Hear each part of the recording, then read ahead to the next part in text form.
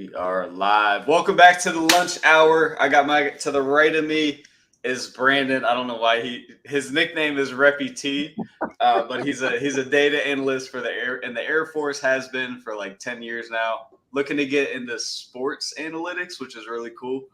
And I'm rooting for that, B. But and then below us is Chris, former Division I wide receiver, now professor at Florida State University, that is not having a good season. But I got some clips. I got some clips for you guys to react to. We're gonna go straight into we'll go to the Tyreek clip, and then I have another topic after that. But this is a response from Tyreek after kind of he settled his nerves a little bit, and we've been talking about it in the group chat, so I felt like it was fitting. So this was yesterday.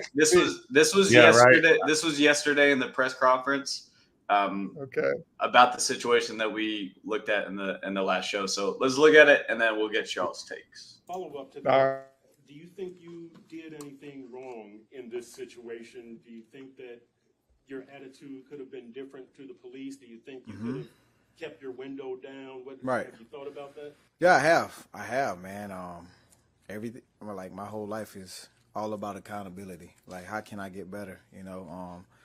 So right now, I have family members who are cops. We've had conversations. Yes, I will say I could have been better. I could have let down my window, in that instant. But the thing about me is, man, I don't want attention. I don't want to be like cameras out, phones on you, in that moment. But at the end of the day, I'm human. I gotta follow rules. I gotta, do what everyone else would do. So now, does that give them the right to literally beat the dog out of me? Absolutely not. But at the end of the day, I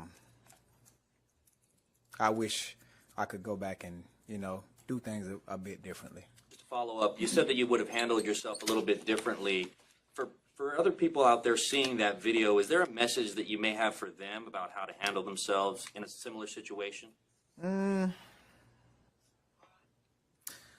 don't have a message for them yet, but I'm sure I will. So ask me that question again next week sometime. So I'm pretty sure I will, because right now I'm in the process of, putting together a good plan, so that way I can work with those guys. Because I think it's good, man. I think we should lean on each other. Like, we have influence on the community, and I don't think that we should, use this as a moment to, separate, people, or divide people, or, make it a battle or anything like that, man. Because I still love cops. I want to be a cop. I've been standing on the table for the cops, man. But at the end of the day, right now, what I'm focused on is my job. Thoughts. No, I want to be a cop take was wild. I think he just hilarious. At one point, but honestly though, I respect it. Like, he's taking accountability. To me, it seems like he realizes he could have made some better decisions, and I do agree with him. Like, it didn't give them the excuse to abuse their power either. So, like, he kind of addressed both sides. I respect it. He's holding himself a little bit to a degree that he needs to, and I think he's kind of using it as an opportunity to bridge the gap there. So I'm curious to see how it goes in the future. I think he might be alluding to, like, maybe we're going to do something with Miami PD to build this relationship a little bit better. We'll see. Time will tell, but I respect it. Yeah. So agree with that 100%. The only thing that I'm gonna kind of add and maybe poke a hole in, I guess, is, so again, I don't know it to be reportedly true, but based on reading it, just things around, he said that he wanted to get the cops fired. Obviously, he did say that. I couldn't find that clip on YouTube to pull it, but thanks for adding context. He did say that he wants the cop gone. So go ahead, B. So now the question becomes, it kind of him saying those two statements, or those two sections, they don't coincide, they don't go together, they don't match. So now how do you really feel? Because at one side you're telling me the cop should be gone, which I understand where he's coming from based off of that, but he also said in the video just now that, hey, we're going to work with these guys, I want to work with them, I want to do XYZ. Well, if you can work with the PD, shouldn't your first person that you work with the most be the person that wronged you? Wouldn't that be a more powerful story to work with that individual that wronged you? I'm not. I like the angle that you're going with there. I do disagree with you though, and this is kind of the problem I have with the climate of our country right now is the fact that it is so extreme. And every time I talk to you guys, whether it be the group chat on here, whatever the case is, there is two sides to everything. Nothing. I'm not an extremist, so I thought Tyreek's response was spot on with everything that I thought. I thought, yes, 100%. As a man, you have to take accountability for the wrongs that you did, and if you don't, you set the precedent for more people to. Because, in my opinion, I don't think he handled the initial situation and communication with the cop correctly. I also think at some point the cop did wrong as well. I think there was unnecessary force. So I think Tyreek hit it spot on. I think he had some time to reflect and talk to some people, and people deserve that time to be able to process their answers. His first answer, which was, in my opinion, on the more immature side, that was saying, I don't even know what I did wrong. I don't know. To me, in my world, I'm a self-reflector. I take accountability. I don't expect other people to, but I think that you should.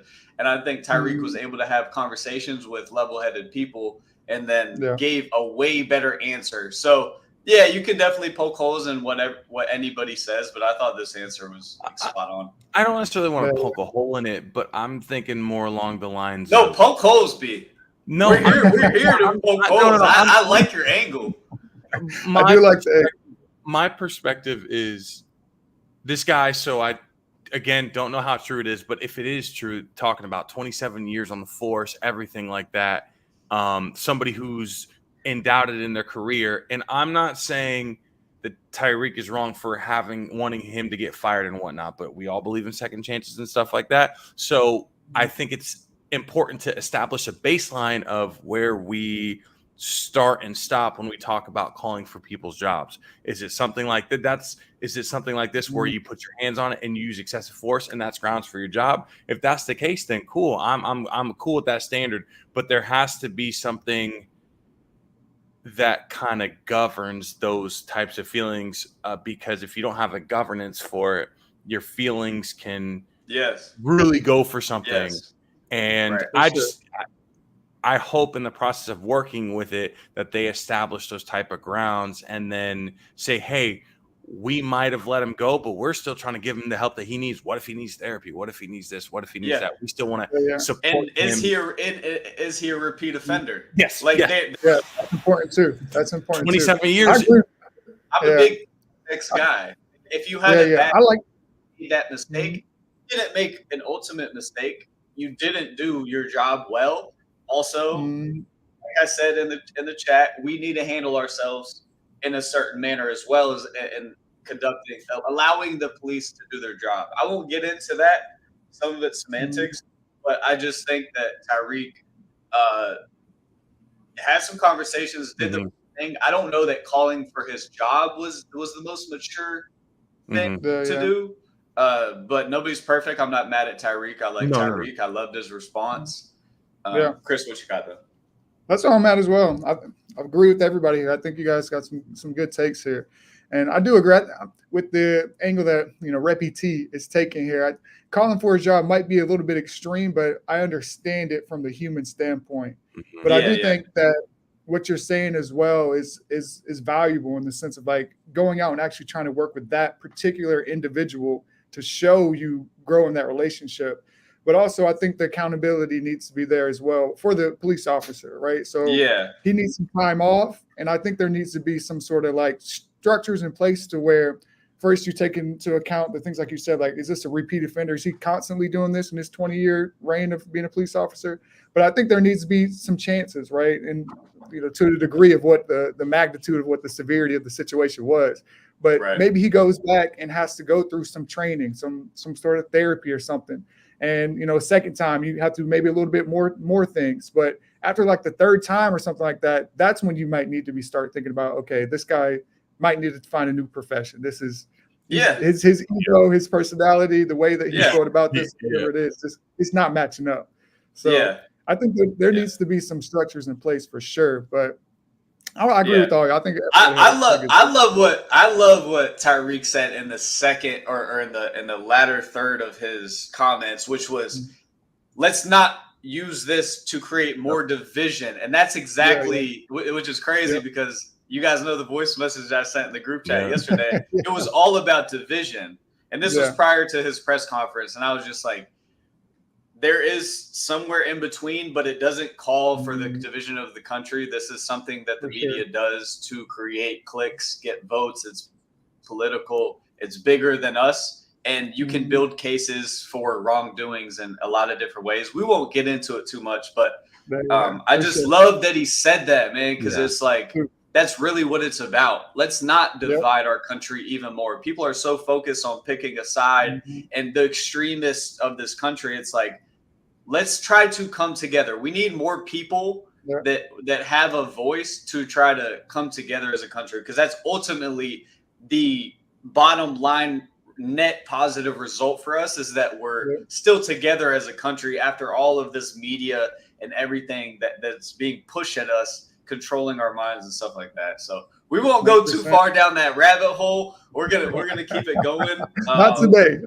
Yeah. So shout out to Tyreek. Closing thoughts, Sobi. Shout out to Tyreek. Yeah, no, I loved it. Loved the statement. I love cops. Like, that was, very needed in that situation. Only thing I'll say is that I think people forget that, like, he hasn't had time to process it. We get to sit down in our little place and we get to process these things. He's over there, like you said, cameras on him, everything like that. So he's had to do press conference here. He had a game. He had so many little things in between that moment.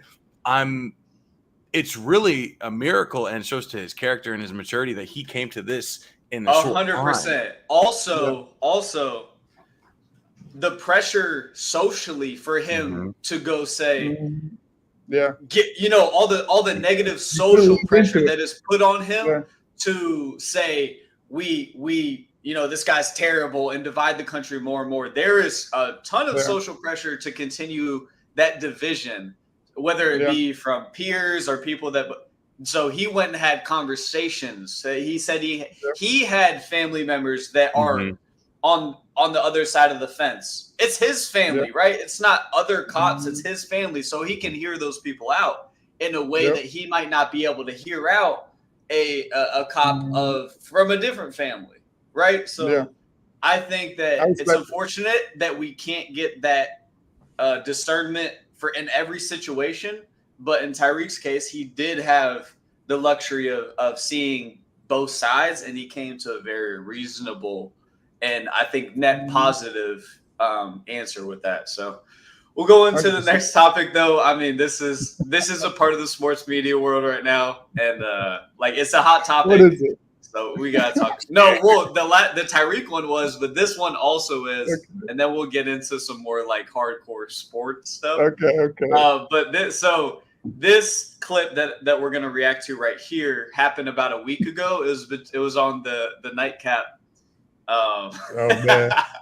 This is about a week ago, though. So it's between Shannon and Ocho. Ocho was late, and Unk was a little bit fed up. So I want to get your response, y'all's response to this, and then we'll go into what happened yesterday on the nightcap, which is a little more. Chris doesn't know. Chris doesn't know it's bad, Chris. Yeah. All right, let's go. As soon as he opened the car door and he got out the car door to greet me, the car door locked by accident. So I would have been on time, but the fact that we had to wait for the tow truck and them to bring the Slim Jim was the reason for my delay in getting to the hotel a little late. But I'm here now. Let me ask you a question. So when you go to ESPN, you have people pick you up from the airport? Yeah. No, you don't. When you do inside the NFL, you have people pick you up from the airport? Yeah, at the beginning, yeah. No, you don't. So I'm just trying to figure out why with your show would you choose to take that route when you don't take that route for ESPN But and I inside do. the NFL? I wasn't lying. I'm dead serious. When I fly into Philly, I had somebody pick me up from Philly. When I fly into New York, I had somebody pick me up from New York. I'm serious. And But hold that on, ain't what they told me. I just talked hold to on. ESPN Listen to me now. Travel. It's documented. It's documented. I'm just telling you. But Coach, all you I'm have just to telling do what is they just were search told my me. tweets. I've been doing it the past 15 years. I always do this. I'm not saying that. Yes, sir. Talk But to me now. Ocho, Right. again, Ocho, this is Right. part of your show. Right. Why would you be late? Why would you run the risk of being Well, late I for didn't your want to be show? late. I just told you what happened. I would have been on time. But due to unfortunate circumstances of him locking the keys in his car, which I documented, I was just a little late. Why don't you, Ocho? Why don't you just have the people that you're working for just have them to I don't book like your car car service. service? I don't like car service. It's okay. I don't like how them people they be mean and they be bougie. I don't like, they be in suits and ties and shit. That don't make me comfortable. That don't make me comfortable. What makes me comfortable is like being able to sit down and talk. Wait, You want to be let me- comfortable or you want to be professional? no, I don't want to be. No, I want to be comfortable. I want to talk to people that I can relate to. Okay. Yeah. Okay. I'm just telling. But see, here's the thing, Ocho. You say you want to be professional. You want to do ESPN. You want to do all these professional things, but you want to take a bootleg route. No. I want to remain my authentic self the same way I always been and do those things. Is that okay? Okay. No. Okay. Let me know how that work out for you. Colorado lost to Nebraska. Let me know how that works out for you. Yikes. That was a conversation that probably should have been had off air, but I love that it was had on air. I love hearing stuff like that because that's real stuff. So what are y'all's thoughts on it? Was Unc a little bit too tough on Ocho, or is Ocho kind of being a little bit immature in this situation? You can go both ways, to be honest, because I mean that's Unc. That's Unc. Accountability, professionalism, like leader in the locker room. That you can tell that's what Unc is. So like you expect that, and if you're expecting that, and you're on a team and you're in a professional partnership or whatever it is, you know that you got to do extra to be on time, to make sure that you live up to that standard. So I feel you also like expect that. You also expect that with that personality type. You expect that with who you're in business with and who's on your team. So I think that's pretty natural. It is. But what did y'all think? Though, go ahead, Chris. I do kind of, it's an extreme circumstance. It seems like, you got to take everything that Ocho says with a grain of salt, but it seems like an extreme circumstance. So if it is, and if this isn't something that is consistently happening, then I think you got to give them a little bit of grace. But I see both sides. Like we also have, Unc has to understand too, and he does. He's smart, but he can't help it, honestly. But he got into business with Ocho because Ocho's personality is the way it is. It's a complete contrast between Unc. That's why the show works so well. So how lighthearted Ocho is contrasts how disciplined that Shannon lives his life, how serious he is, how private he is. Ocho is the opposite in each and every way. So Ocho's perspective on life is much different from Unc in every way. So even with Ocho, for an example, Ocho said, "Do you want me to be comfortable? Or do you want me to basically get the job done?" Unc is a guy that's going to get the job done and give up some of his comfort if that's the case, because that kind of entails professionalism, right? Whereas Ocho is like, I want to be comfortable rather than get done what I need to get. That's kind of what he said. That is what he said. Sure. What you think? I'm fuming over here. Oh my goodness. I like it. He's an upside for sure. I'm fuming. I'm not. Okay, number one, there's a lot of little points here. Number one, media and on timeness, there's a different landscape than meetings or something like that, right? So like You know, I'm sure you probably had your share of meetings, Chris. Austin, you've probably had your share of meetings. That's a little bit different landscape than you going live, right? So that's number one. So I can't really speak on that in terms landscape. of, I don't know where you're going. You could go either way here. No, Where what are I'm you going with saying that? is like for work, for my work, if I'm a little bit late, you know, once in a while, or if let's say I got a meeting after this and I'm 5 minutes late to this meeting, they're not going to spaz on me like that. I'm gonna hit them up real quick, let them know. And then boom, you know, Right. now they know I'm going to be a little bit Okay. late. So there's, but I can't say that about being live or ESPN or something like that. If you show up late to a segment, that segment Right. could be over. So I'm not going to speak on that portion of it. It's not, you can't do it. You actually can't start the show. So the whole show is going to start later. You're not going to start Exactly. So and have somebody pop in with Would- any would kind of the- professional show. yeah, which is true. So then you have Unk thinking he's being disrespected because he mentioned NFL and ESPN. So he feels like Ocho's not taking it as seriously. However, they can start this show 5-10 minutes late and it not be that big of a deal because it is on YouTube. It is Nightcap. They're their own business. They get to run that. So at that point, I think Unk really, you can't play both sides of being professional and being funny, because Unk, if you watch Nightcap, he's funny, he makes jokes, da da da da. You can't be on 1 minute I'm fully professional and 1 minute I'm half professional. You can't do that. That's just a bad way to run your business in general. So ultimately, I 1000% think it should have been handled offline. And I 1000% think if what Chris said earlier, if it's not consistent and this is the first time or once a month or whatever, like I 1000% think that shouldn't have been that big of a conversation other than, hey man, come on, you know, let me know sooner, da da da. Or Shannon needs to have a segment in place that he could do by himself in a situation like this happens so he could revert to that real fast. So you're siding with Ocho on this one. Not fully. I do think he needs to be given the guys that it's only once. I'm siding with Ocho. If it's multiple, Okay. I'm with Shannon. But Yeah, and we don't know. I just thought that We don't. Yeah. the public kind of thought his commenters kind of thought that Unk was a little bit tough on. Well, not a little bit. He thought he was tough on him, and it did seem a little bit extreme just from the clip. But we really don't know what's happening behind closed doors, like how don't. often they deal with Ocho's Ocho's professionalism. That's the biggest That's thing. exactly it. We That's gotta don't be know. it. Because we do know that Ocho is just a different character, different person. Ocho. Doesn't make him a bad person at all. It just means Yeah. that He he's means not as professional.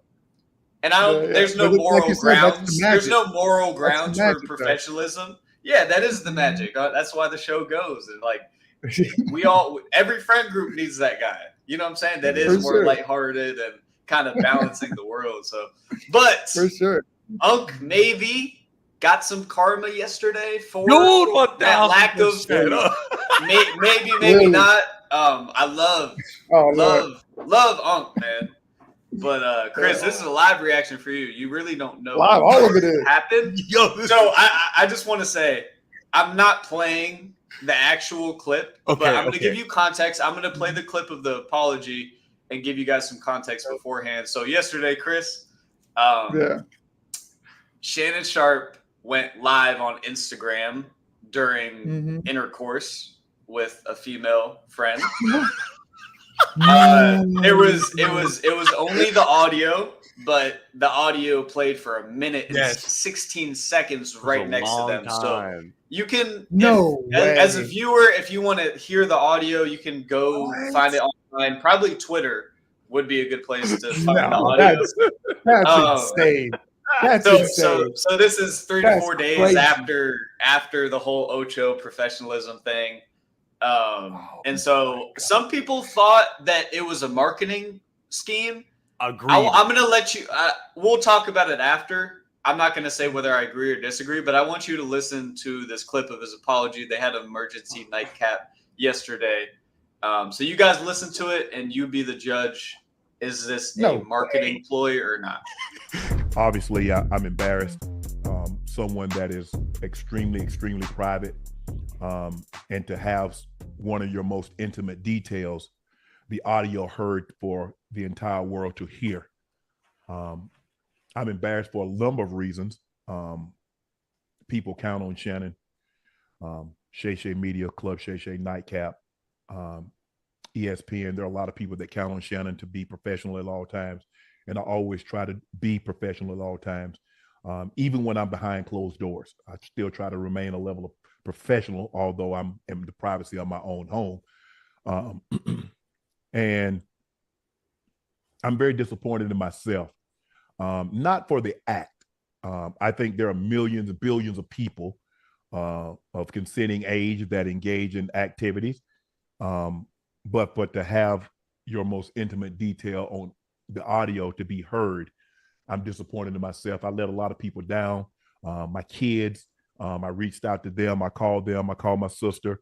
My friends, obviously my friends reached out. But guys, this was not staged. Came in, I threw my phone on the bed, gazed in an activity. I did not know IG Live. I've never been on IG Live. I've never turned IG Live on. So I don't know how it works. And so all of a sudden, my other phone is going off and people are calling me FaceTime that I've never talked to a day in my life on FaceTime. And it didn't, I'm like, why are y'all calling me FaceTime? And after a while, Jamie Fritz, who's been my longtime marketing guy, he finally got through to me and he says, Shannon, you on IG Live. I'm like, doing what? You know, I'm like, what am I on IG Live for? I ain't hit no IG Live button. He says, they can hear. I'm like, so now, Ocho, you know, I say ask for patience. He said they can hear. And now I'm starting to get agitated again because you called me and say I'm on IG Live when I know I didn't click myself on IG Live. And he said they can hear me. I said, hear me doing what? Thoughts. Chris, I want to get your initial thoughts. Do you think give me thoughts on the full situation, but also, do you think this was a marketing move or is this was that a genuine apology? Honestly, I'm going to give some respect. I feel like that this is not a marketing ploy. Like this doesn't line up with the character that I've come to know about at all. And he really is a private dude. He's a respectful dude, and he really respects boundaries. And this just isn't a part of what I've seen for him for years as part of his character.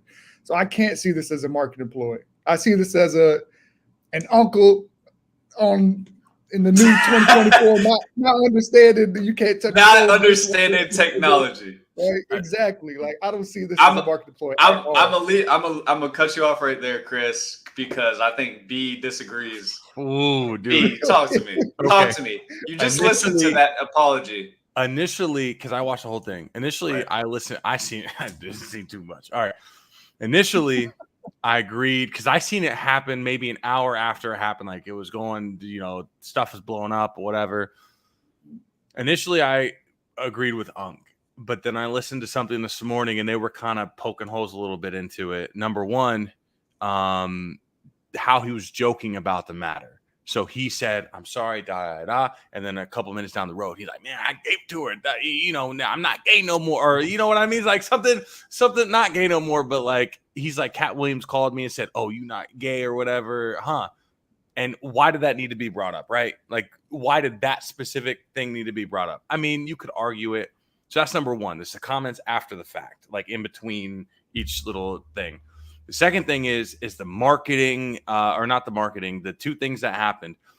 He endorsed literally a couple hours later, it was like a Viagra type. It was a male performance. It was a male performance. Yeah. So he endorsed that, right? Like literally made a whole Facebook post about it, endorsed it, and then his clothing went sold out, right?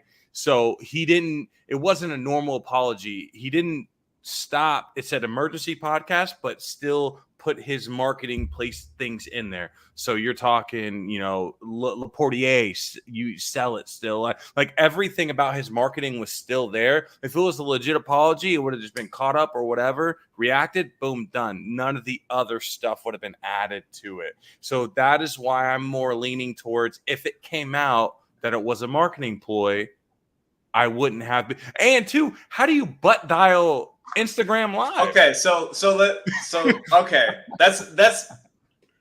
I'll start there, and then I'll get into my take. But there is, to be fair, there is a lot of steps. You have to click the add button. You then have to scroll right, click live, and then click the button, and then it asks you to go live. So the chances of him throwing the phone on the bed is not only minuscule, I don't think that it's possible, like in any world that we know. But I don't know how he went live, but I know Unk, and I do know that what's missing in our society was just demonstrated by Brandon, because I watched the whole nightcap yesterday. Right, somebody built a video because there are conspiracies out there.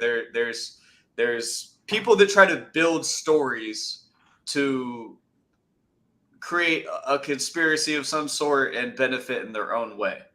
I watched the whole hour live, right? So yeah, there's going to be some jokes in there. Yeah, right. Yeah. So this is what I was talking about yesterday, and being able to, with any kind of facts, being able to then build a story out of it, even if the facts don't speak on the full truth. You know what I mean? So if the Jags play the Dolphins, and we don't know the final score, but I show you a few touchdowns, I can make it look like the Jags won. But if you watch the full game, you know that the Dolphins won. That's what I mean by demonstrating facts to build a story.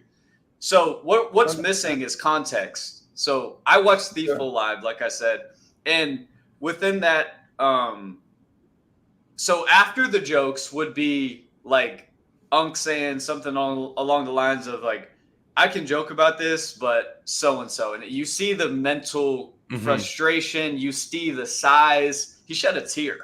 Like he cried. I did see that. He didn't acknowledge that he cried on the live, but he said, I was really emotional about it. He brought his kids into it and said how embarrassed he was for all of these things. You don't do a man with the character of Unk, and this is why he's so loved, because of his character. True. He is the uncle of America. He is. He's the most sensible individual. He's the most respectable one. I cannot believe that he would do this for a marketing reason. Now, with that being said, they also understand, and he acknowledged this. Now we do have these eyes on us. Yeah, we're going to capitalize financially, right? So, yeah, they did accept the male performance thing. He is going to joke about it. You have to kind of laugh that thing off, right? Yeah. You can't. He was very serious when he needed to be, but he also understood people are going to joke with me. I need to joke with them back a little bit. I need to kind of take it on the chin, and I just don't think it's in his character. But I do think it speaks to all these conspiracy theorists and people that try to build narratives for their own doing. Because I have seen a lot of people saying that it's a ploy, and with anything, there's going to be people that build conspiracies within it, especially when there's money involved. But you can really see him wearing the emotion genuinely. He's either the best actor in the history of the world, and not only the best actor last night, but forever, because his character has always been solid. There's 0% of me that thinks that was a scheme done by Shannon Sharp. Was his phone hacked? Did the girl do something? I don't really know. I don't know, but I know that it wasn't their intention. Just because of, if you watch the full thing, you can't buy it. A man at that level of integrity, you don't bring your kids into it and express the emotions behind that. He brought his whole family into this thing, and how embarrassed he was as a man, and how private he is. And he's been private. He doesn't really joke about stuff like that, but he did yesterday because he was hurt. He was a little fragile yesterday. He said, I'm embarrassed, but I'm not broken. So it's like he was fragile, but he's not broken. I don't know, man. I'm not, to wrap that up, I'm not sold that was a marketing scheme. B, did I change your mind at all? I mean, I'm still probably, listen, I will always be on the fence unless like I'm in the room with said person and have the conversation of it or whatever, just because like you said, you can only see bits and pieces and parts. With that being said, though, I did think of what if he did it as a mistake and never, what if he really was ashamed, but he tried to make it a marketing scheme, but then after doing it, he's like, man, that was a mistake. I shouldn't have done that. but he just didn't say that. I'm not saying he did, but that could be another. How is angle it then too. a market? How is it then a scheme? How is it then a marketing scheme if it's like, well, there's these companies blowing us up. Why not just take this deal for tonight? No, Like I mean, how is that a scheme? How, and I think he kind of acknowledged that. No. I mean, no. For me though, like again, I don't know the space. Because I- Ocho was saying like, hey, we got all eyes on us now, because he was trying to bring positivity, because Yeah. Unk was struggling on the live, bro. He was Yeah. struggling. You could see him wearing the emotions. Like he was up at times and then he would crash. You could see him going through all of the emotions of the embarrassment. Yeah. So, but That was Ocho at Ocho. times would be like, now we got. He was cracking jokes and like Yeah. also saying like, hey, like he brought at least he brought up at the least they know professionalism. now, because there were some allegations about Unk. You know what I'm saying? So, but Oh Unk was, man, you know, I gotta get up on Unk, man. yeah, I don't yeah. know. So I still give Listen him the out of benefit the of the doubt, but there's a lot of things that just me in general, I just wouldn't do it. So I don't know. There's many different ways to skin a cat, but me, if that was ever a thing, I just couldn't fathom joking about it further after it had already happened. So that's a preference. because I think nobody got hurt. It wasn't Yeah. a serious situation where your responsibility is to be serious. Like you cannot joke about it. With that situation, everybody engages in that act. It was just unfortunate, and that's why there's some room for there to be jokes within that. If it's a serious thing, you wouldn't have seen any jokes. Yeah, I don't You know what I mean? And I think you can also feel really embarrassed and then also be able to laugh at yourself and allow people to crack jokes on you. I think that's important too. You know what I mean? So Yeah. for sure. I think For sure. if he was too serious about the matter, it would have been a little dramatic. You got to mix it up. He wanted to express how embarrassed he was, and for his family and his daughters and things like that. That's tough. You know what I can't mean? even- So when he said that, my it's heart sank context. for We him. live in a non-contextual society built by clips True. and people piecing together narratives to fit their agenda, right? Like I said, like I told you yesterday, if I want to build narratives Professor, online, that was trust me. profound. Trust me. Whatever. If there's two facts, and there's facts on the wrong side as well, right? Of things, Mhm. but I can highlight those things. So I just think that people are going to run with it a little bit, but that's the nature of the internet. We're going to move on though. We'll be there all day. Profound statements made. Very true, though. Very true. I like it. Yeah, Yeah. no, I agree. All right, so new NFL segment. We're gonna make picks every Thursday. Chris, this is new.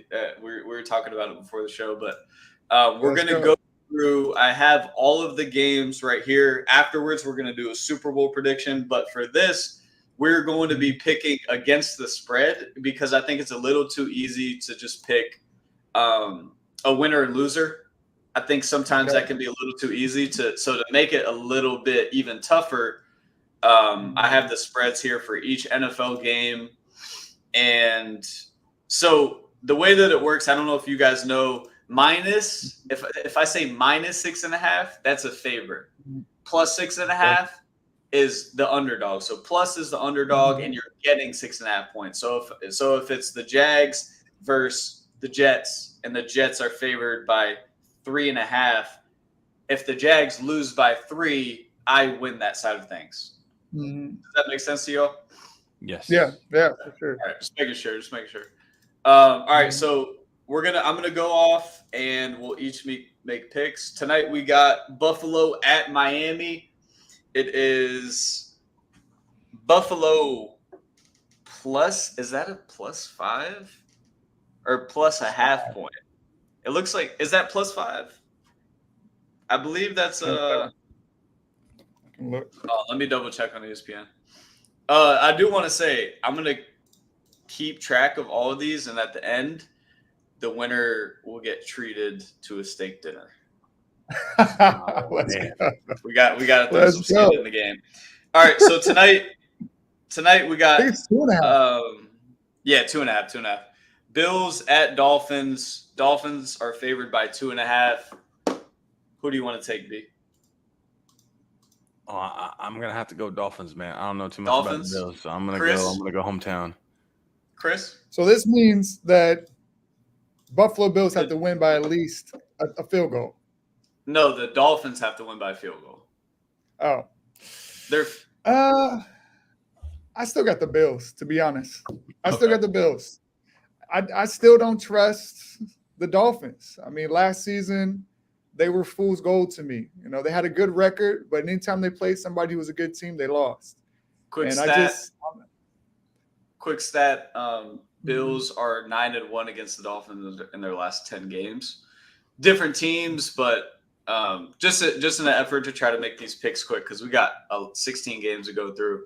I'm gonna go Bills. I got I'm the gonna go. Dolphins easy. I'm gonna go Bills as well. B is on the Dolphins. Hometown, baby.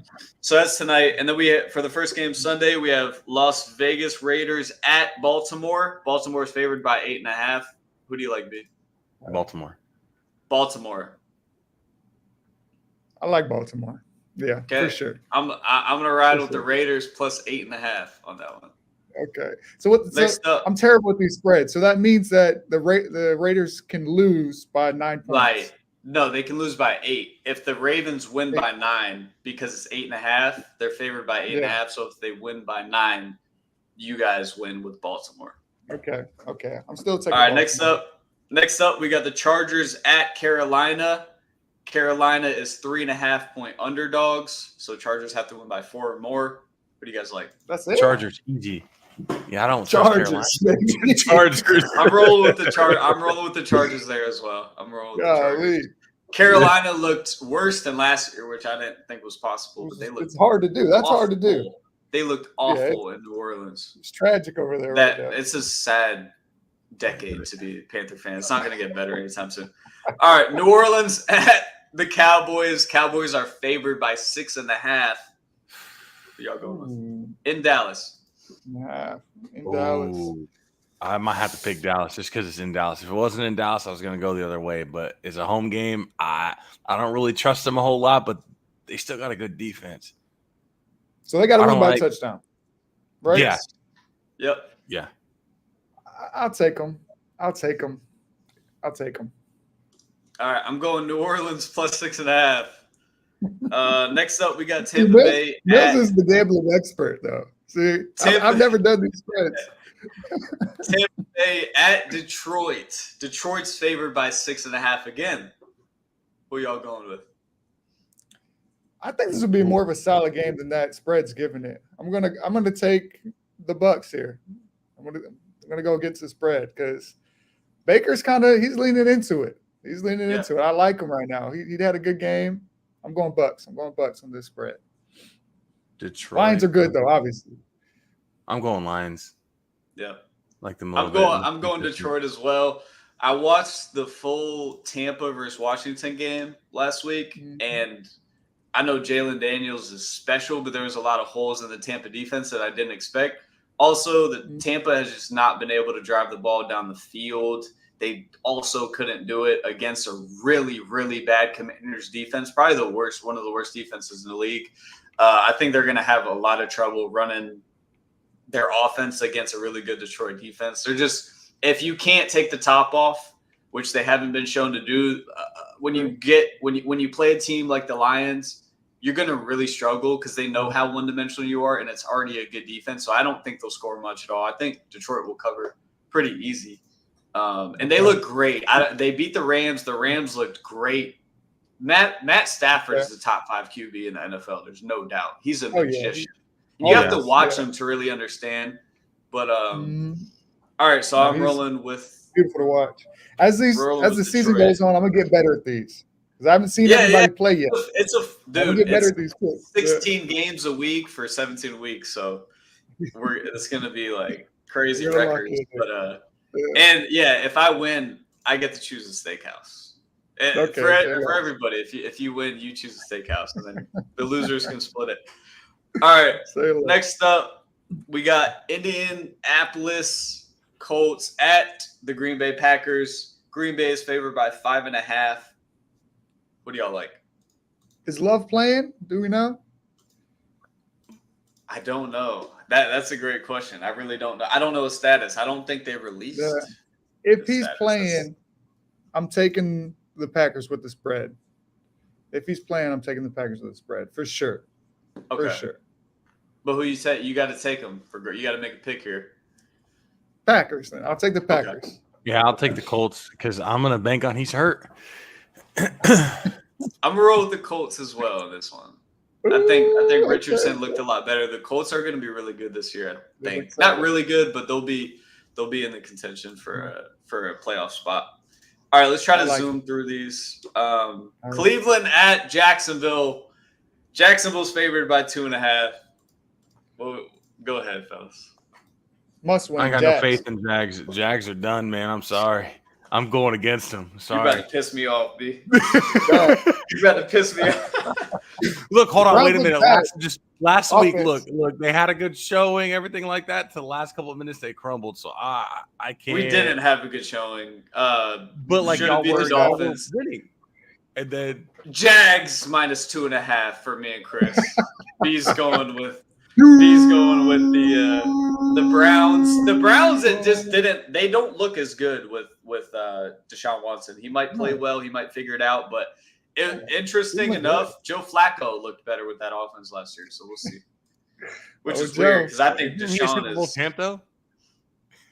San Francisco at Minnesota. Minnesota is a 7.5 point underdog in Minnesota. San Fran laying 7.5. Who do y'all like? I like it. I'm taking it. I'm taking the Niners with the spread. Yep. Okay. B. Yeah, I don't know. Think about it. I'm going San Fran minus the points. The Vikings. Wait, hold on. Wait a not minute. very Wait a good. minute. Wait a minute. Who? It's not Kirk, is it? This is the. It's No, not no. Kirk. He's in Okay, Atlanta. good. He's in All right. Atlanta now. Who's with Minnesota right now? Oh, who QB. was it? I couldn't even tell you, to be honest. I know, but I can't think of the name. We got to zoom through these. Dobbs, All right. he's been everywhere. No, I don't know it's who it not is. I haven't Dobbs. put him to the Since play. we don't know, I'm gonna go San Fran since we don't know. 49ers Okay. also look really good game Yeah. one. Seahawks at New England. New England is 3.5 point underdogs. No, the Seahawks. Yeah, I don't like no way. Okay. I'm taking Seahawks with this spread. We're going New England. New England at home. The culture, the defense They're is at still home. there. At home, it's going to be close. I can see them losing by 3 and me winning by a half point. I just think New England looked really good against the Bengals, and their defense and culture is still there. So, if nothing else, they'll play great defense. If they can move the ball at all on offense, we'll be all right. Who's starting at QB? Is it Drake May? Is that who For- played last week? For New England. Yeah. Yeah, I believe it was. Like, it didn't even matter. Their defense was Yeah. all defense for them. Yeah. Next one, we got the Jets at Tennessee. Tennessee is 4.5 point underdogs at home. What do y'all like? Whoa. Oh, I guess that does make sense nowadays, but I think I'm taking Tennessee. Yeah, Okay. You know what's going the other Levis way. that had a couple mix-ups there. I think he gets it together. I like Levis. I know Aaron Rodgers is great and everything, but he missing training camp, being injured. he might get injured again. I'm going Tennessee. You going Tennessee? I'm laying the 4.5 with the Jets. I think their defense is the Jets defense is really good, and Tennessee's offense looked bad. I am a Will They did Levis look bad. guy, but they single-handedly lost the game They did. through the Bears scoring on defense.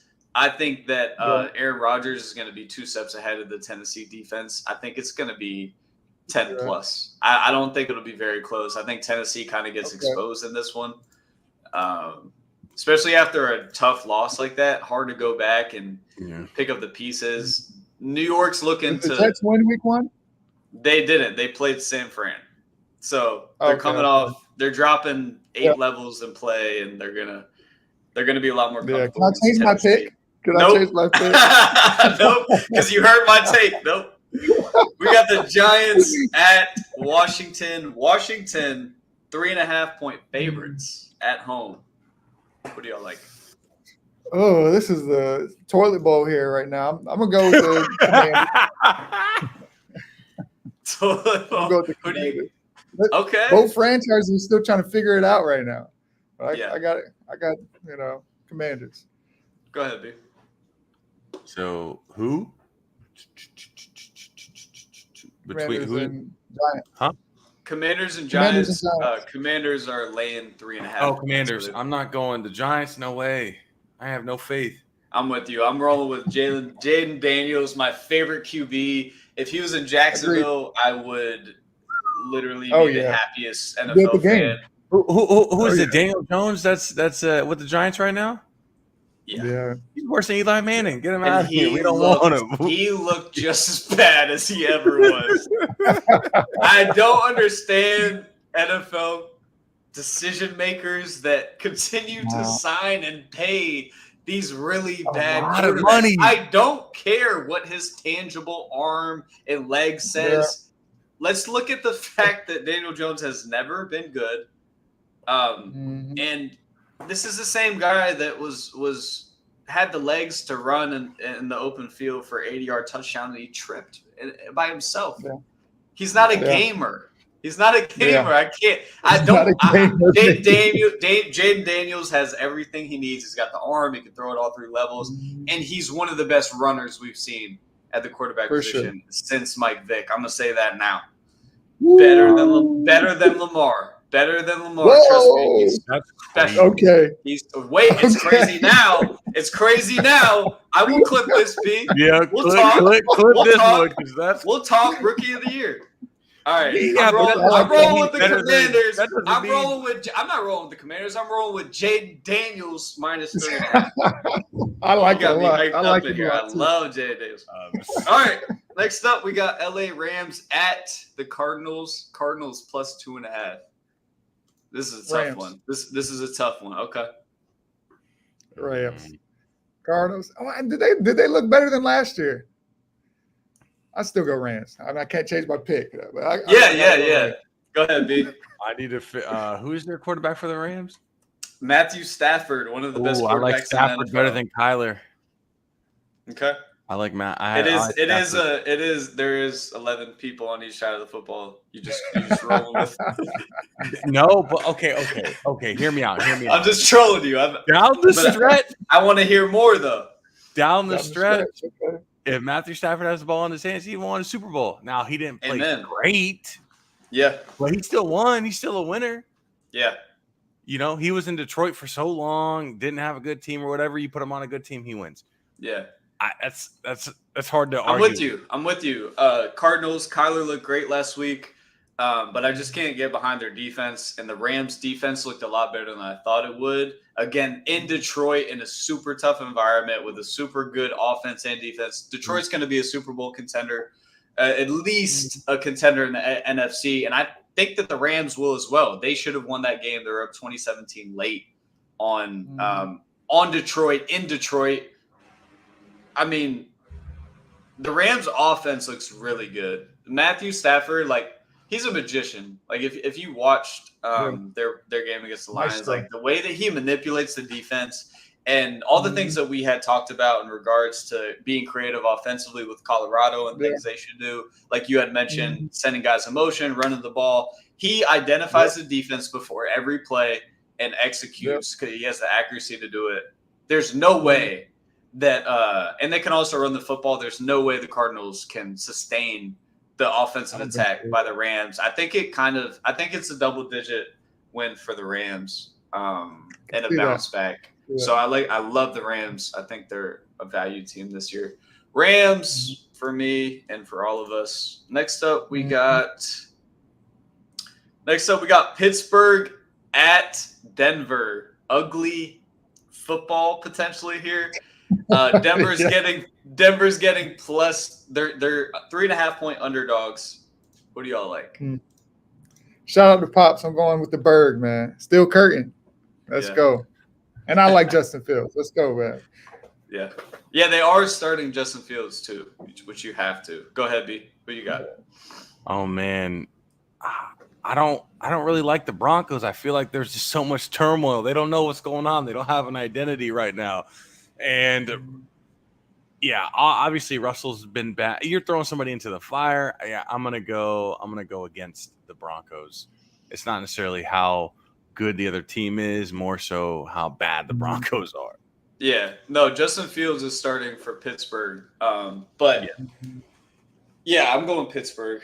Yeah. I like Bo Nix. I think Denver. Yeah. You know what, man? I'm gonna go with Denver. Actually, I'm gonna go with Denver. We're switching picks. Well, okay, I okay, switched you're right. mine within my conversation. Yeah. I like the Broncos. I like the Broncos at home. I think they may lose by a field goal, but I think it's going to be an ugly game, and I wouldn't expect. I wouldn't trust the Pittsburgh offense to cover any kind of points over more than a field goal. So I think that I like Denver to keep it close. I think it's going to be a really ugly game. Bo Nix is either he's going to be tested. He looked okay last game. He looked good in the preseason. So this is just another. I think he has a good game. I'm going Denver. All right, a few more here, and then we'll do Super Bowl predictions. We got Cincinnati at Kansas City. Kansas City 4.5-point favorites. This is probably the game of the week right here. Cincinnati at Kansas City. Chiefs. Easy. Jeez. Bengals, they start out slow, like almost every season, seems like. And Burrow's still a little bit iffy, still a great quarterback, obviously, but Chiefs, man, they're rocking and rolling right now. Yeah, I'm thinking, man, Chris is right. I really want to pick Joe, man, but there's the return Super Bowl champ, so like I got to pick the Chiefs. Chiefs defense is really good, really good. Yeah. Obviously, we know what they do offensively, but people don't understand. I have this conversations with people about the Chiefs that think that a lot of people think that because they have such a great offense, they kind of assume if they don't watch football that their defense isn't that good. That's just a thing that people do. If their offense is really high powered, they think the defense is not good. Yeah. This defense is stout. Up front, they win the point of attack, and then their DBs make plays and fly around. There's Chris this. Jones I believe this game has the potential to get ugly. Cincinnati looks broken right now. I know it's early, but the Chiefs look incredible. Xavier Worthy, you can do so many different things with him. He's somebody that you're going to stress over. I think that Cincinnati's defense will stress over Worthy because I think he's just hot right now, and I think that opens up the middle of the field for Mahomes to improvise, for Kelsey to sit down if they try to go zones, and I think potentially Mahomes could even gash them with his legs in this one, just with his more. He had a lot less last year. He has a strong core. They already have it figured out early. They have Rice that arose late last year that was incredible for him. Now you got a guy in Worthy that I think is one-upping Rice, and Rice is good. Yeah. And now you have Kelsey, Rice, and Xavier. You mix that in with the defense, it might get ugly. I like KC a lot. And I think Cincinnati over the past couple of years hasn't really gained any type of momentum after their Super Bowl run. And they're not as healthy. And also going into Arrowhead, you talk about a revenge spot. They hate the Bengals. They're going to try to prove a point. They're going to win by 30 if they can. This is personal. This is personal for Mahomes. Does Joe Burrow still have the up on the head-to-head matchup? Because I know for a while I think Joe was cooking in the head-to-head. He does, but it might be tied or he might be up. Regardless, he's performed a lot better than anybody expected. So, like in the public eye, he has their number. He's not going to have their number on Sunday. The defense is no. I think the Bengals trust me, this is personal, and they're really the Chiefs are they're better than last year. They're more put together. So game of the week right there. I can't wait. That's going to be a good one. 4:25 Sunday. Yeah, sure. Must watch. Chicago at Houston. Houston laying 3.5. Sunday Night Football. What do y'all like? Easy. CJ Stroud, baby. Easy. Goodness. I'm trying to B.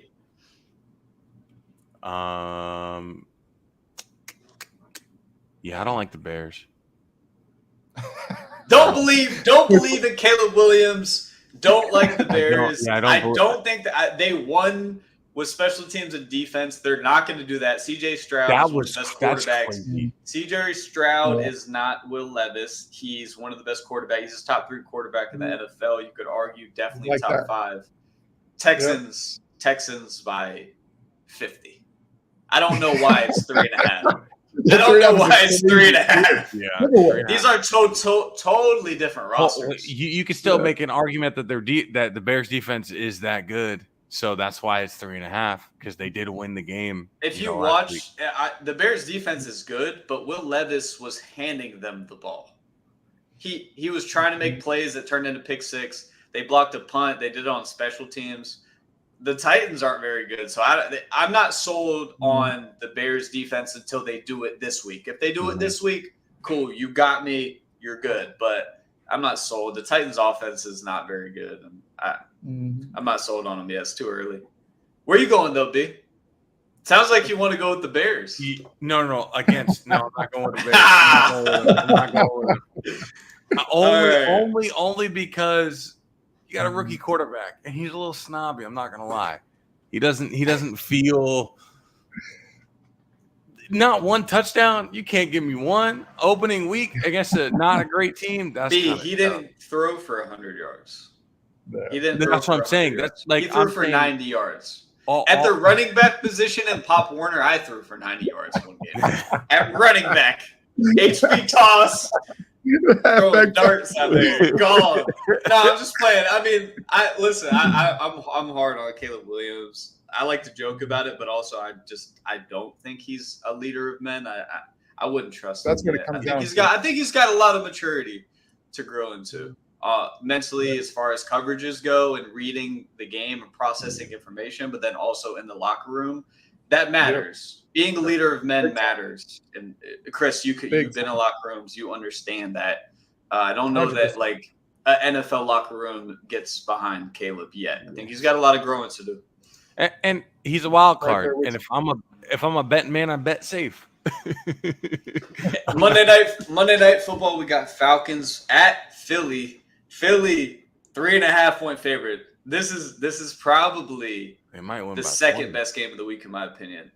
Falcons, Yeah. quarterback issues, the start of some weirdness, maybe. Kirk is not very good in primetime slots in Philly. They're going to be tested. This is easy for me. Philly Yeah, with the you- spread. Easy. you- I feel You're like, laying the 3.5. oh, yeah, definitely. They're getting it figured out. You know, they had a little slow start here, but I think the Saquon addition might have been what they were missing. They're going to be some real contenders this year, I think. Yeah. Saquon Again. looks stupidly good. Stupid. B, who The you got? the So- Giants are killing Listen, themselves. after our conversation about Kirk, that man should have not got that money. They should have got some. They should have bet their money on somebody else. I'm going with the Eagles. You going with Philly? Yeah. I can't just say Philly. I don't trust think- Kirk. I think Atlanta dropped such a dud last week, but I liked them before that. I liked their roster and some of their pickups. I also really liked Philly and the way that they looked. They looked a lot better than I thought they would. I still think Atlanta can potentially win this game outright, so I'm going to take the plus 3.5 Okay. with them. I could see it being a field goal game. I do think they have the talent to win this game, though, no doubt. There's still questions in Philly. I know they looked good against the Packers, but their defense did not look very good. So if Kirk gets some confidence early, if the Falcons offense gets a few first downs, it could be a totally different game. The Pittsburgh defense is stout. They have superstars, TJ Watt on that defense, that can completely kill confidence. Coming off that really bad showing, I think that they bounce back. I think they covered the 3 with a chance to win the game. I'm going to roll with the Falcons for my pick. Okay. I'm thinking double digit with. Okay. All right. Yeah. 100% double digit win.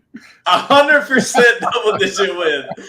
Yeah, I'm not really rocking with Kirk, man. He might have talent around him, but you look, unless the defense pulls what they did with the Bears last week, it's not happening. Yeah. Okay. I respect it. All right, so I'm gonna rewatch this and then write down all of our picks. I'll keep the records for us. And at the end of it, we're going to what's that steak place? That all you can eat steak place? Oh, he's talking. Oh, Oh yeah. Y'all are gonna have to split. Y'all are Or gonna did have to they split chow or my bill. something? Yeah, I What do was they there chow? like no, I was there a month ago with the next chapter. Texas Day, Brazil. Yeah, Texas Day, Brazil. Yeah. Okay, yeah, that was Y'all are gonna split my bill at the end of the season. It's gonna have to get split. Facts, and y'all are not gonna be able to eat. If that'd be sick. If I lose, I'm not eating. Oh, I'd be I'm sick. splitting the bill. That's crazy. No, the not eating part. You know what I mean? That's- Just watch. that No, would you be, can eat, but your bill is just gonna Yeah. be that much more. I that's thought you fine. did it. No, put it on the credit card. We're fine. Anyway, Oh, the credit card. All right. Good job. We're transitioning right into Super Bowl picks. We need to put some skin in the game for the Super Bowl winner too. Okay. Let's we'll think of something, but the winner definitely gets something. Okay. Do you want to start us off, B? oh man, see, I'm Next chat, Scotty's in the chat. Next chat, shout out next I'm chapter. playing. That's my guy. Look. Next guy. As a resident person who doesn't watch a lot of football, I'm going with the Chiefs only because I don't see anybody else being that organized down the stretch. The Chiefs core has been together for a long time, and that would make history, you know? And with that being said, with it making history, it kind of bumps Tom Brady down a notch, which I'm all for it. I'm rooting for you only to get Tom Brady out of there. We're sick of him, man. Who's sick of Tom Brady? Me. Oh, man, he's a goat. Come on, man. I'm sick. You're a hate. Let me just clarify. So you're a hater.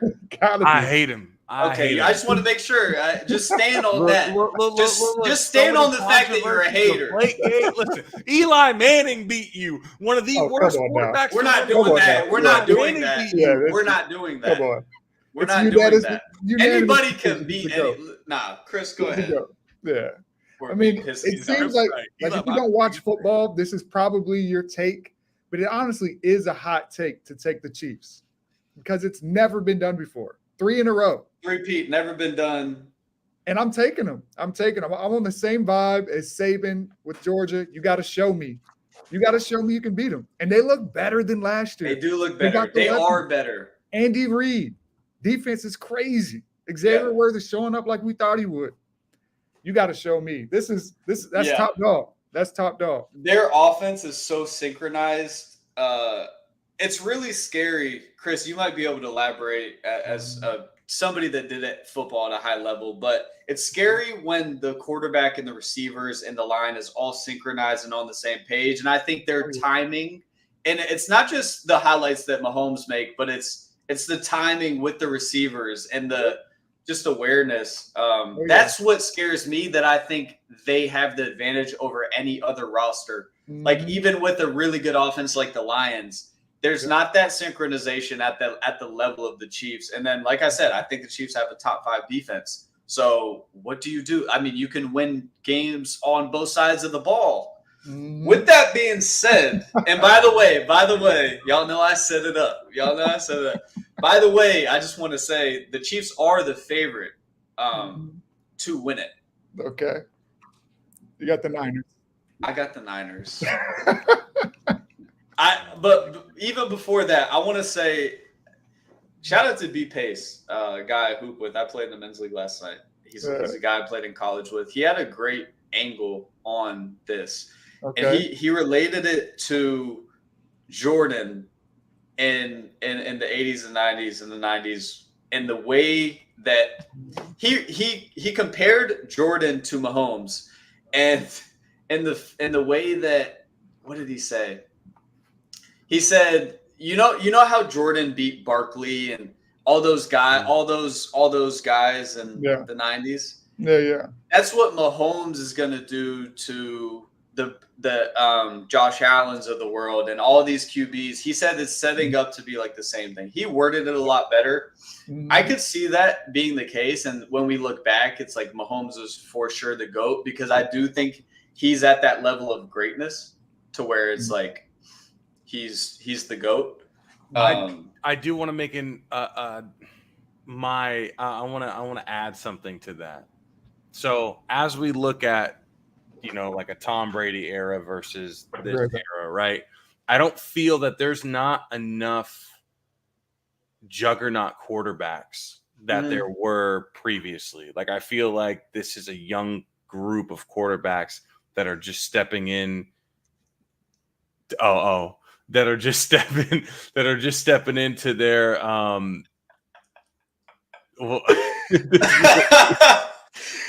Hey, Scotty.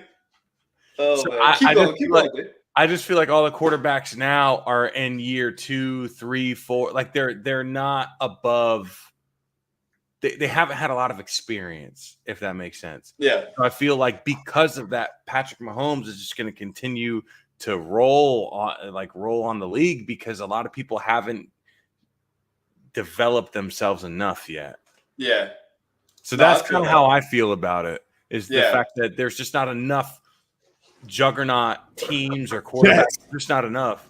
We're going to talk about this. Do the Jets have any chance? Because there was holes in their defense.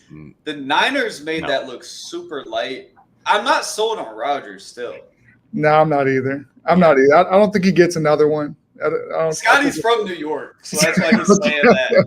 And if y'all don't know Scotty, he's a troll. Like he's a great troll. He's a great troll. Hey, go Jags, baby. This is like nothing compared to Go but yeah, Jags. go Jags. He said, pray for Millie. This is my worst time of my year. All right. So how are you on time, Chris? I'm good. Should be. I'm good. I'm Yeah, good. just I'm like- good. I'm good too. They told me I'm good on the meeting, so Okay. I want to talk about FSU, Chris. For the chat that's just tuning in, Chris is a professor at FSU, so he's kind of adopted being a fan there. Although I'm not crazy. I'm not crazy about your fandom for FSU, and I really listen. Let's I hear it. really held back in the group chat just for you, Chris, because I love you. I held back in talking about FSU prior to the year. Yeah.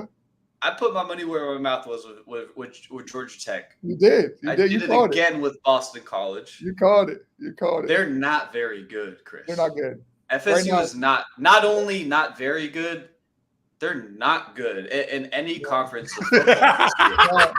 I don't disagree. Georgia Tech, when I said I was trying to drive it home without throwing salt on the wound to you, Chris, after week one, just trying to be a little, I don't, right after the game it was a little rough, so I'll do it now. Yeah. Georgia Tech played a bad game against Florida State. They did not play well. They left points on the board. They didn't capitalize in certain situations. The whole game, I was just like, they're not playing good. I feel like FSU is going to find a way to win this game. Mhm. Didn't. Georgia, Found a way to lose the game. Against Found a Boston way to College. lose the game. Against Boston College. Yes, sir. 17-point favorites going into that game. 17 points. That baffled me too, to be honest. 17-point favorites. Yeah. I said Boston College can run the ball. Florida State has not shown to be able to stop the run against Georgia Tech. Mm-mm. Boston College came out.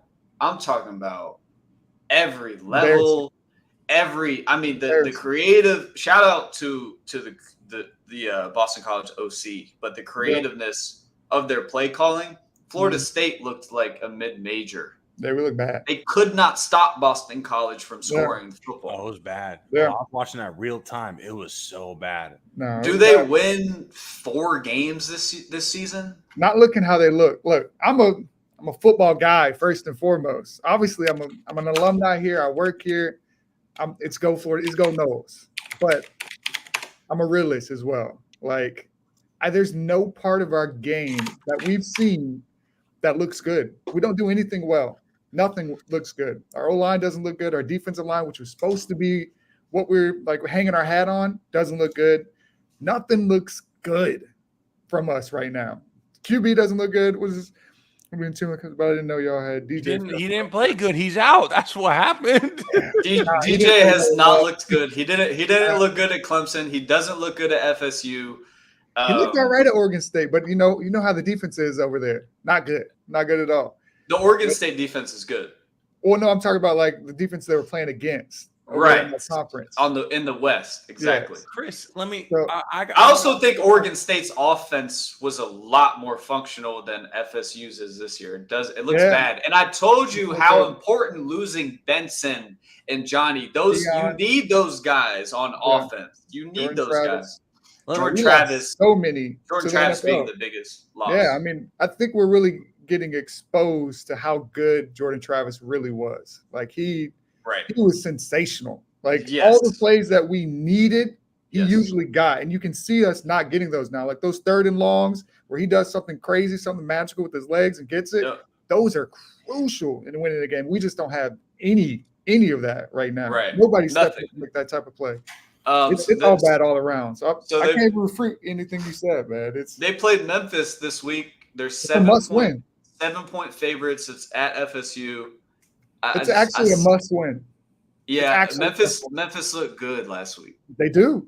They They look do. good. Their offense is really good. Their defense is Our head We'll coach, see. We'll his see, previous but- school was Memphis. He came Yeah. from Memphis Yeah. to coach here. yeah. He has to win. But if we So- play like we've been playing these first 2 games, it's over for us. We're not going to win. Yep. No shot. So let me ask you this. So obviously the transfer portal has been like a big thing. How much of DJ going from Clemson to Oregon to FSU matters in terms of like playbook and stuff like that? Is that an excuse, or is that a reason for him to play not great in the beginning and then maybe turn it around in the end in college football? Or is that just he's just bad all around? I think you can make a case for that because obviously if you're moving around, there's a new offense you have to learn. But he didn't look good. He looked the same way at Clemson. That's my issue. And then he played good at the second school he was at in the same situation. He was new to that playbook. Yeah. So with there being the track record that we've seen him play bad at first, then we saw him play good in a West Coast schedule, which the defenses just aren't as good. So I don't think he has an excuse because he did it last year. And I don't think we should give that excuse because you get 12 games to do it and everybody's held to the same standard. You don't have time to lose 2 games of college football because the boosters don't care. The fans don't care. Your season, the FSU has no faith in their football team now. No, You gotta get it done. You're getting $1 million to play. So you're held to a different standard. Yeah. You could feel it. That first loss, you could feel it. Just it killed the campus. It was like the air Killed was the different. campus. It was different. That second then- loss, The second loss, people didn't even care. We didn't even talk in the group chat the second loss because it was like it's like finish him. Like that was that. In Boston College in the first quarter, it was like finish him. Y'all Go should have ahead. kept y'all backup. I liked him. I saw him play I like him game. too. He looked solid. I like him too. But He same looked- situation with the Kirk thing. They paid him. They paid DJ that he's got to play. And He's that's a gotta- whole he's gotta play. conversation that we should debate at some point with the portal and what that's We doing to could college talk football. about that at ends. Yeah. Chris is Yeah. inside of that. And you see Dabo that's reluctant against it. You saw Saban just say, "Hey, I'm not going to play this game, so like my legacy is what it is. I'm not going to allow my legacy to be tarnished because of a game I don't want to play." So I respect Saban for leaving. But some programs are, and I think that's what FSU boils down to. I think they had to go to the portal because coming off that big year, losing the guys they did, they had to go to the portal to compete, but they didn't make the right decisions, and that's what you're seeing. For sure. I mean, I think you can't make the best decisions every time. We've been doing really well in the portal for the past few years. And this year, like statistically, we ranked pretty highly in how we did in the portal as well. But it just didn't mesh well. Like you can't always call it like we called it last year. We had Keon coming. We had Trey Benson. We had Jared Verse. These transfers were incredible players. You see it in the NFL right now. Right. Still balling. So it's not always going to work out. Like, Right. You can't. They did good on paper in the portal. Yeah, they did, but they didn't. But part of the other half of coaching is being able to put those pieces together, which actually is probably like 80% of it. You can go get the guys, but you also need to maintain the ability to grow programs and bring up high school guys and keep a foundation. Yeah. Like Georgia and things like that. they're not going. They didn't go to the portal and try to get anybody. I understand that got they him. had a guy that could get the job done, but also that guy was nobody before he was good last year. He wasn't this crazy 5-star, if I'm not mistaken. Who? Beck. Oh yeah, no, he was there. For I a don't while. know that he was like, but he was there. You still have to have a foundation so that you're not reliant on these first-year guys. You still have to build programs, and then you sprinkle in the transfer guys. Yeah. Yep. Or else you get 100% agree. FSU, and they're just lost. Honestly, I think it's too late for that now. It's always from here on out. I think it's going to be free agency. Like we're looking for transfer portal guys first, and then we're going to try and get some high school recruits. But Chris, Which Chris- is why you guys are always going to be bad. No, I not mean, always. it's not working out this year. But they're playing the lotto. But that's the issue. They're playing the lotto. Chris, Well, I saw. this is why it's harder to get a scholarship in a way now to go D1. It's because when you look at the transfer portal, you're seeing guys who have done it on this level. They've got film on this level. They're proven. So it's really less of a risk to go out and get a good guy from the transfer portal than it is to get somebody who's never really played at this level. So that's why you're seeing what you're seeing, and it's going to continue to be that way because it's you can't get around that. Like this, the film doesn't lie, and it's a proven way to get to see how they're going to do on this level. So they're going to get the best guys who jump in that portal if they got the money for it. If the collectives and programs are going to be able to foot the bill, but it comes down to the coaching aspect as well as when they get to the program, are they going to be able to mesh? But we're still like in the very early onsets of this space. Like if we get to a point to where athletes become employees, where we're actually already seeing that with men's basketball in Dartmouth, they've been deemed employees by the NLRB. Wow. If we get to a point where athletes become employees in the collegiate space, we can get collective bargaining agreements. We can get regulations and salary caps and free agency rules and things like that. And you can also get multi-year deals, right? Because you can sign them just like a professional player. And so the transfer portal will I love be that. a little bit different. And so you'll be able to get in that transfer portal, and they still will be getting in that transfer portal before the high school recruits, even though that'll be important as well. But in the future, if things keep shaking out the way that they seem to be shaking out, you can get multi-year deals to where you can get that buy-in, that loyalty, and the things that you're missing right now.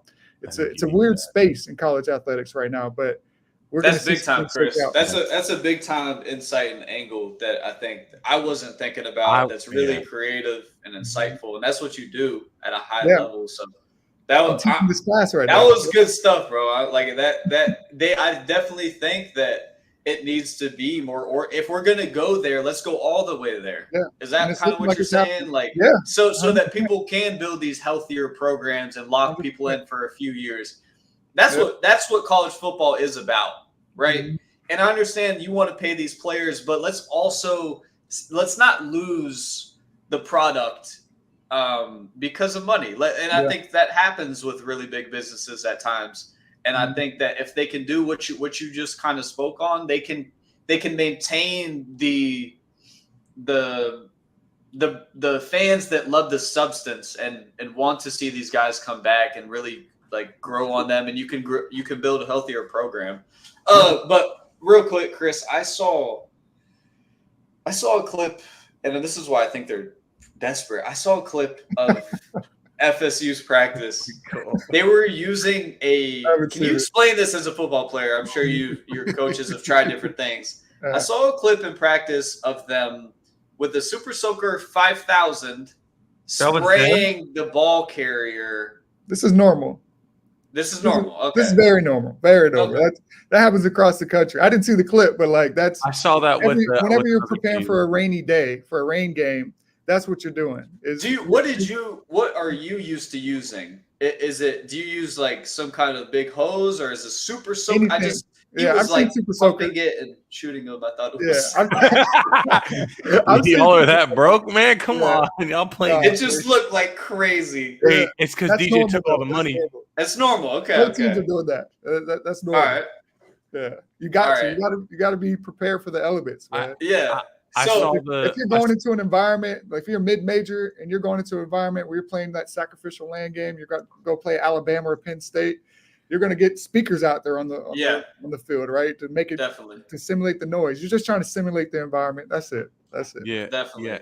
Yeah, I saw something on Twitter with the hoses or whatever, and it wasn't FSU. And I saw a joke. You know how Twitter is. I can't repeat it here, but man, I laughed a little hard, and I didn't know that was a thing. That's actually really smart because I thought they were just doing something like a training online type thing where they think it's gonna work. No, Yeah. football's a little different than basketball, fellas. We got to Oh, we'll get to that debate. We will get to that debate. That might maybe tomorrow if we can get Josh on here. We need to get that one going. So 'cause I'm- speaking of must-win games, I want to ask this question: Is it more of a must-win situation for FSU or Colorado playing against Colorado State this week? What's a bigger must-win in y'all's opinion? Chris, go ahead. Start with you. Florida State. Wow. Gotta be a must win. This is 0-3 start against Memphis. Okay. Crazy, insane, and we're trying to leave the ACC. This is a must have. This is a no exceptions, must win. Like this is it. You cannot go on. We got to turn it around. Now, if we look how we've been looking the first two games, it's not going to happen. But it is a must win to the 1000th degree. Bigger must-win for FSU. B, what do you think? Bigger think must-win for FSU? I think I'm going to say FSU for a couple of reasons. Number one, that coach continues to lose games. He's for sure out of there. Fired for sure. He's gone if he continues to lose. If like we talked about, the other day or on I think a Tuesday or Wednesday, Dion has a job regardless because he's bringing in money. And Colorado hasn't really won. So anything more than 2 or 3 games, 2 seasons ago, they only won 1. So they're content with the 1 win they got right now. You know what I'm saying? They won 4. But yeah, I see. You see what I'm saying? Like, and maybe that's a little extreme, but you get what I'm saying. Like, they're not expected to come in there. FSU, they're expected to come in, and they're an established program already to come in and win regardless. And I've been to the what y'all call it, Doak. That's such an ugly name for a stadium. Doak. Come on now, it's one of the most magical places. It's its own thing. It's not ugly. It's more of like a classic. The whole FSU campus is brick, but it's beautiful in its own way. Yeah, it gets ranked in the top most beautiful campuses in the country. Every year, I don't see the appeal. Here's a fun fact for you. The Doak Campbell Stadium is the second largest brick structure in the world, right behind the Great Wall of China. They might need to. Wow, that is crazy. Beautiful place. Very beautiful. It's a different vibe. It's not modern. It's brick. It's classic. But you got to experience Doak, baby. I'm serious. I've been in a lot of college football atmospheres. It ranks in the top 5. Which is why, first of all, I don't think it's a great college that atmosphere. may be a stretch. I think it's not biased. Austin, when I tell you, have you been to an FSU game? I have not. They're so annoying. They're so annoying. They listen every 3 before your boy got hurt last year or whatever. This is all I saw, and it was everywhere. I might have been the only one. That's what they're supposed to do, B. They're supposed to be annoying for their team. That's great fandom. I'm not gonna lie. Chris is right. The fact that it's annoying to you means. It was electric. I'm not gonna lie to you. I was trying to get them against me. I was really rooting for the other team. Anyways, my point being, because of their fan base, because of all of that, their culture, everything like that. If they, like Chris said, they go 0-3, that's unheard of in a long time. They're done, and their fans aren't going to be doing this no more. There's only so much they can do. I completely disagree with y'all on this one. In the biggest way. I think the FSU season is over. Colorado's season is nowhere near over. You lose to Nebraska in Nebraska. You go into Nebraska 100,000. You're a 7-point underdog. You're not expected to win that game. You lost that. Their season is still very much alive. FSU got manhandled by Boston College. Their season's over. Their season is over. They're not very good. Their fans now know that the attendance will go down. Trust that. And all of this, you're gone. Yes. They'll switch up on you. Yeah, they don't care anymore. They'll be partying. They'll be at bars. They may not watch the game on TV this week. They're gonna watch. But Colorado, you best believe all the Buffs are still watching those games. There's way more pressure on the Buffs to beat their biggest rival. If y'all don't remember this game last year, Yeah, there was I do. a ton Crazy of game. beef and controversy and intensity. This Yeah. felt like a boxing match going into the game Yeah, for last year. sure. It's going. The media will hype it up. Any prime game, every Buffalo game has enough on the line in itself. Mhm. But if they at home, or I'm not sure if they're at home or at Colorado State, they might actually be at Colorado State this year because they were. Either way, you can't lose to this Colorado State team. They can't. Memphis is a good football team, and They are. and they're the best team that FSU will see this year. What? So 0-3 Oh, thus far? thus far. Yeah, Okay. I think they're right on par with Georgia. I think maybe I can Georgia see it. Tech. I can I see think it. Boston College is actually really good this Yeah, year. me too. I like Their quarterback. QB. Oh, they Yeah, played Yeah. really well. They played. But- amazing. There's always more pressure on Colorado, and if you lose to Colorado State, I mean, you talk about the media in the world. If FSU loses, nobody really talks about it anymore. Nobody's really going to In-house- mention Nobody's really going to In-house, the mention. stakes are high, bro. The They stakes lost. are high. They were home against Boston College that night. No, I'm saying in-house. Like it might be Oh, delusional. and how? Yeah, It might be delusional to think we're going to still have a great season, but the stakes are high. It's a the must stakes win. are They're high. gonna fire a whole coaching staff. Okay. Yeah.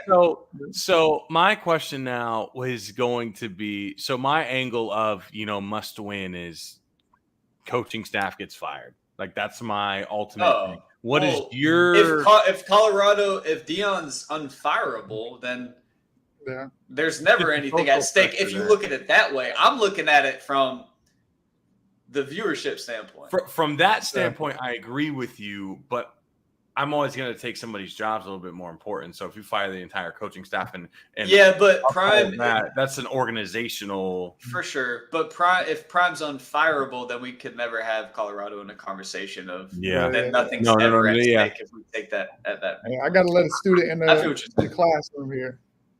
Second, the lunch hour. My lunch is almost up, y'all. Yeah. I gotta No, let a that's student- it. That was college Yeah. football. I just wanted to go over those two. That's pretty much it. Long show today. Appreciate y'all for watching. Appreciate y'all as always for coming in. I got some Any topics closing for next thoughts? time. Yeah. Tomorrow we're gonna go Monday, Thursday, Friday. On Fridays we're gonna try to do debates. So stay tuned. We got that Say tomorrow. less. Any closing thoughts? Anything y'all want to say? Go nose, baby, and go flashes. All All right, well- not today. Not today. right. We'll see y'all next time. Thanks for watching. Peace. Peace.